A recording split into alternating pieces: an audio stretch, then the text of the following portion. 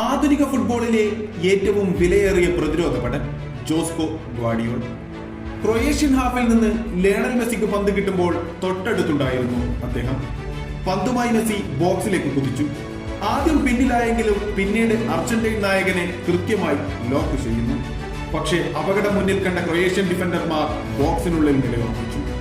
എന്നാൽ ഗ്വാഡിയോൾ എന്ന 20 വയസ്സുകാരൻ മനസ്സിൽ ചെയ്യാനുറച്ചത് കാലുകളിലേക്ക് പടരും മുന്നേ ലയണൽ മെസ്സി എന്ന 35 വയസ്സുള്ള മജീഷ്യൻ മിന്നൽ വേഗത്തിൽ വെട്ടിത്തിരിഞ്ഞ് ബോക്സിനുള്ളിൽ ആരാലും മാർക്ക് ചെയ്യപ്പെടാതെ നിന്ന അൽവാരസിലേക്ക് ആ പന്ത് വെച്ച് നീട്ടി.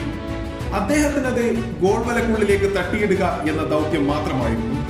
അന്നവിടെ പിറവി കൊണ്ടത് ലോക ഫുട്ബോൾ കണ്ട ഏറ്റവും മികച്ച അസിസ്റ്റുകളിൽ നിന്ന്. ആ സമയം കമന്റേറ്റർ പറഞ്ഞു വെച്ചത് ഇങ്ങനെ: ലോകാത്ഭുതങ്ങൾ 7 അല്ല 8 ആണ്. എന്റെ മുന്നിൽ പന്ത് തട്ടിക്കൊണ്ടിരിക്കുന്ന 8ാമത്തെ ലോകാത്ഭുതമാണ് ലയണൽ മെസ്സി എന്ന